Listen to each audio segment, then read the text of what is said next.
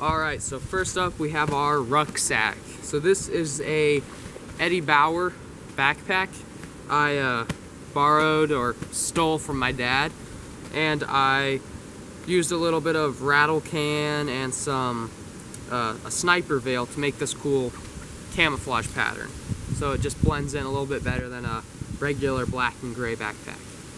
So we're going to start up with these front pockets, and in this first one, I don't think I have anything right now, but generally that's where I keep extra batteries and equipment for all the technology and stuff. So in the second main compartment, we first up have sitting on top is a nice tan schmog. So schmog or schmeg, depending on how you choose to pronounce it. Right, so it's tan, and then I kind of spray painted one side green just to kind of help with like the summer months where there's more green than tan. Then also I have wrapped in there, just for a little extra padding, this cheap $100 camera that can film in night vision. So that helps for if you're in a hide site or anything during the night, you can film or like even during the day, you can take pictures of your op instead of, or whatever you're observing, I mean. Instead of having to remember or write it all down. You can just take photos. So, pretty neat. It films and takes photos. And also does both those in the night. So next up we have a big set of binoculars. These are just really cheap ones I got from a online store. It was kind of like you buy a certain amount, you choose something for free. So I chose, or well, actually my dad gave these to me. He chose these binoculars. They have a nice camouflage pattern, which helps. Then I also put a little dryer net over it, just to kind of help with glint and stuff, so it's less obvious. So these are 10 by 50.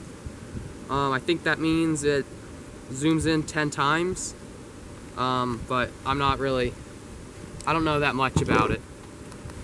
So next up we have this map cover, which a friend bought for me a long time ago.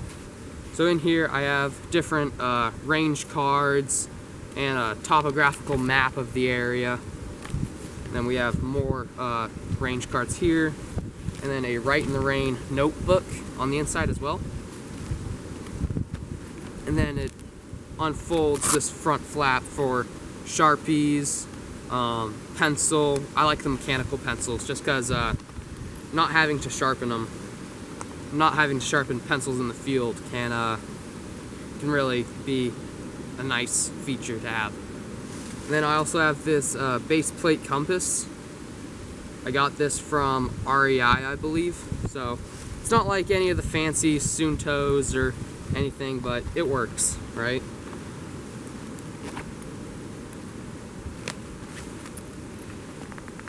So next we have a pair of pruning shears. So these are useful for vegging when you're trying to veg up your ghillie suit or your boonie hat, or even just like your base, or like not base but like shelter, like putting some branches around it, or maybe you have to clear some branches to have a better view or to make that shelter more habitable. So that is all for the second largest pocket. In the largest pocket, right on top, I have this wet weather. Well, it's about a wet weather. It's water resistant, so won't be perfect if you dump it in a pool, but aside from that, it does a pretty good job. It's a compression sack, so in here I keep my Recce or Recon boonie. I like to fold it inside out, that way none of this hair or netting gets caught on the inside of the bag. So if you just fold up the back and just kind of fold it inside out like that, it's nice and slick, so it won't get caught on anything. Then also in here I have my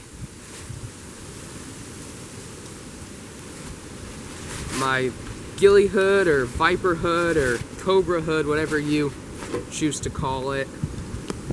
It's a little dusty right now from the last ghillie wash I did, but I added on this piece of netting to the back just to make the back a little bit more camouflage, so when you're laying in the prone, just covers you just all a bit more. So yeah, this was just a bunch of scraps I made. I made this out of a bunch of scraps, sorry. But yeah, it does a good job, especially in the dry, dead seasons. In the summer seasons, I add a little bit more of this green, and then I'll do a little layer of green spray paint. Then after that, I have a inflatable roll-up mattress. A lot of people don't like the inflatable ones because they've had experiences where they've popped.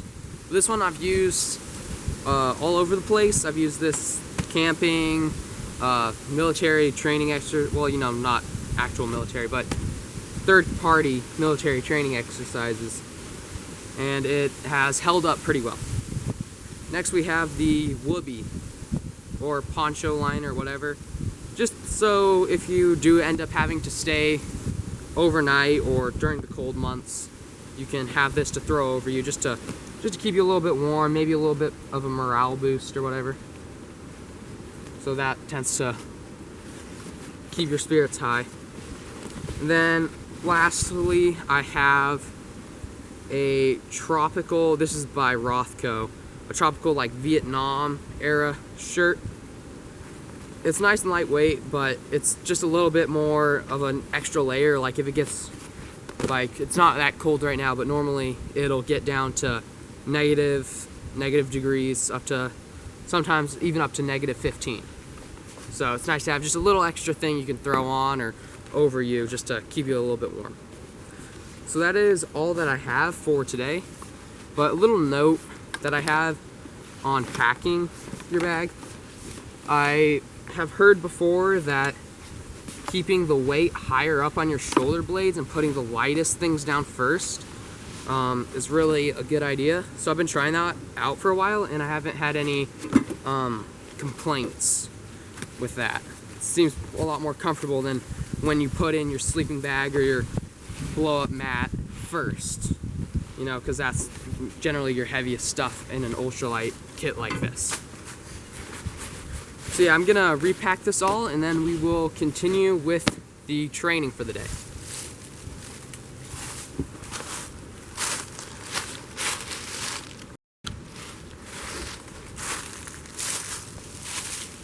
Alright, so that was my rucksack or backpack or just regular old pack, whatever you want to call it.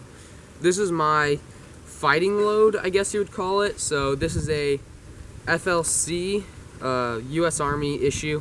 I spray painted it quite a bit over the years, so it's a nice kind of olive green.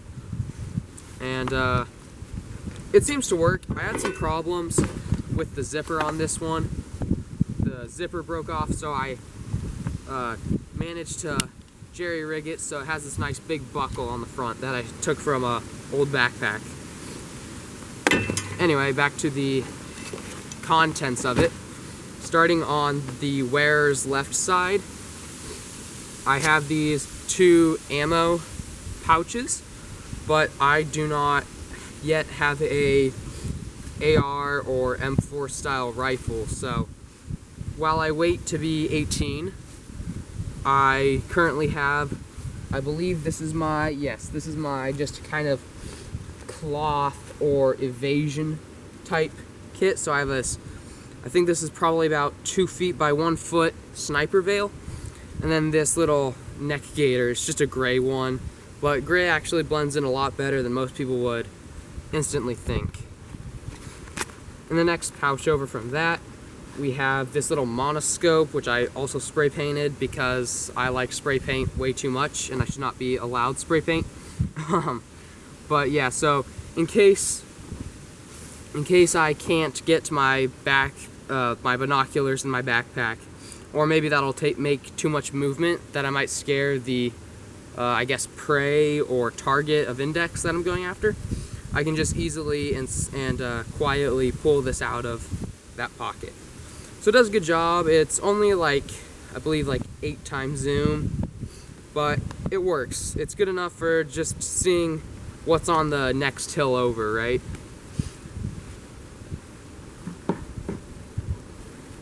And then we have just a classic canteen. This is 1 quart of water. So this is all just roughly 24 to maybe 48 hours.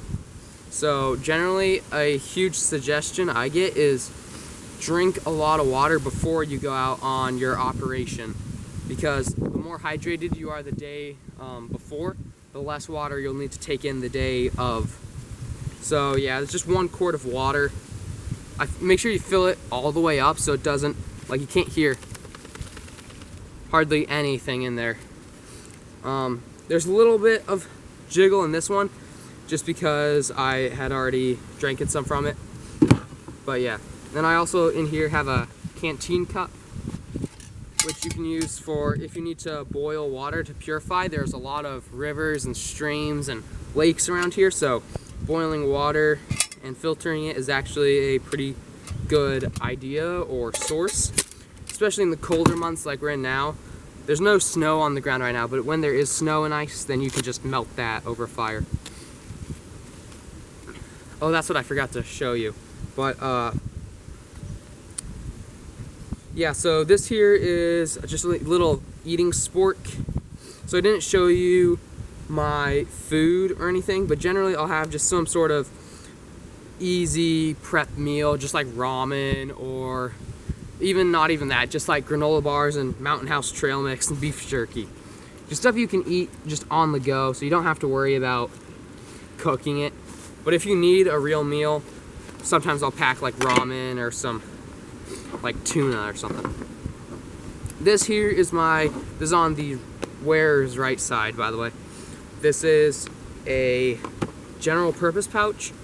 This pouch is on Amazon. You can get 2 of them for like $10. It's like maybe $13 for 2 of them, which I thought was a really good deal, so I got that. And then, so first in here we have a cravat, which can be used for makeshift weapons. It can be used for medic if you need to make a splint or like a pressure bandage. It can be used for all sorts of things. It can even be used as a makeshift camouflage item. Obviously, I already have a lot of items, like I already showed you, like the sniper veil and the neck gaiter, and also in my ruck I have my ghillie. So in case I don't have those or I get separated from my pack, it can be used as camo. So I also have this really cheap Amazon face paint. So it's so cheap that the mirror it was advertised as isn't a real mirror. But it's face paint, right? So you can put a little on, just kind of break up the shape of your face. So on here, we're not going to show you the front side because that's a map of my property. But basically this is a map, and on the back I have this. It's just kind of like a card that you can read off. So if you need to send a message or leave a message in Morse code, you can do that. So I have a little cheat sheet, has all the letters with all the different dots and dashes. Then on a second card, I have it says salute, so it's a salute report that you can use. And then there's also a SALT report, which is kind of like a abbreviated version of the salute report. I highly suggest you look up. There's a lot of good YouTubers that have a lot of good videos on that. So next we have a larger Right in the Rain with a pencil in there as well. In case, like I said before, you have to ditch your pack. It's always nice having double of these. I've seen other people, they just keep them in their shoulder pockets or chest pockets on their blouse, but I don't do that personally, just because, you know, I like to have all my stuff stored in a kit and I can just throw it on whenever I want to go do stuff. Go play Army in the Woods.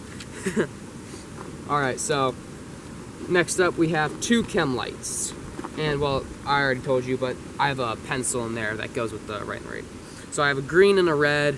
Just I can use these to signal if there's an emergency, or maybe I have friendly forces training with me. I can use this to mark, you know, don't go that direction, or go that direction. That's the direction I went.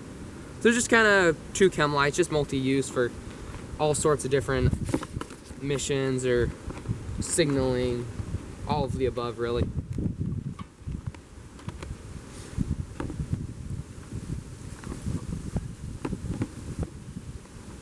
Alright, moving on to the last and final outer pouch, we have our individual first aid kit. So first things right on closest to the wearer, so you can, it's on the, well, I guess it's on, if you're looking at it, it's on the right side of the pouch. That way it's just closest, so it's easiest to grab for both hands if you get injured. And so I always like to fold a little ear like this, just so it's sticking out, so friendly forces or even yourself can just grab this and just know right where it's at. So when it's sticking in there, this little tag will be hanging out. And then I also have a pressure bandage in case of an injury again, so like that can also help with splints. This is a very large emergency cotton pressure dressing, so it's just really just it's a big lump of gauze that you can tie around your wound or leg or whatever you need it for, really. And then this is just a little plastic bag. I have gloves, elastic pressure dressing, another set of gloves apparently, trauma pad, and then in between all that I have a bunch of just little boo-boo items like eye patches and any other thing like that. Alright, so I'm going to finish packing the stuff up once again, and I will see you on the training field.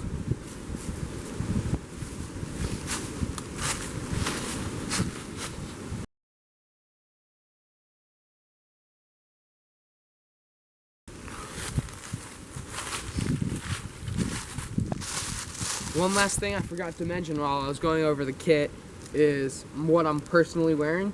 So this is just a Woodland BDU, got at a surplus store for $5, and it's held up. I've had it for roughly about 2 years now.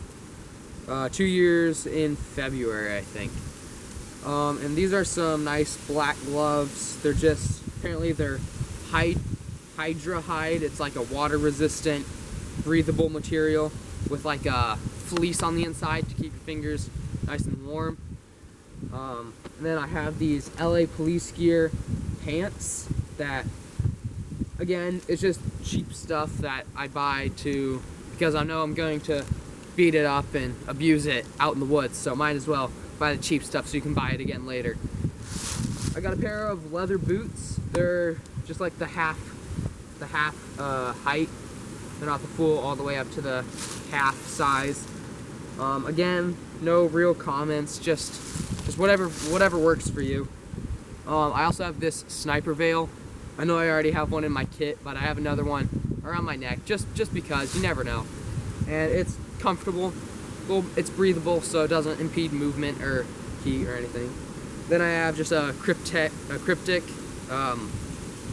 tropical sun hat, or I think they call it the operator cap. It's by Condor.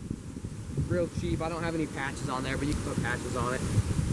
And yeah, that's about all I have on my body. I don't really keep things in my pockets.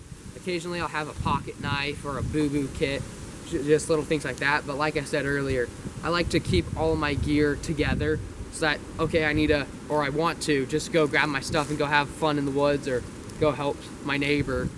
I can just grab it and not have to worry about, oh, I gotta put this in my pocket, I gotta grab that, I can't forget the battery. It's all just there, you know? I don't have to worry about it. I can just grab it and go. So that's my kind of idea. A lot of people, they have different ideas, like, okay, well, what if you lose your flick during the fight, or it gets cut off in the fight?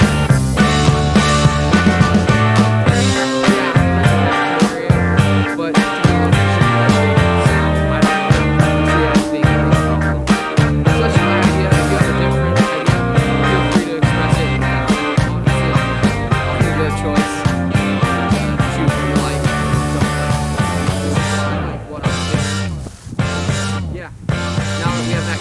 we're actually going to go to the training field.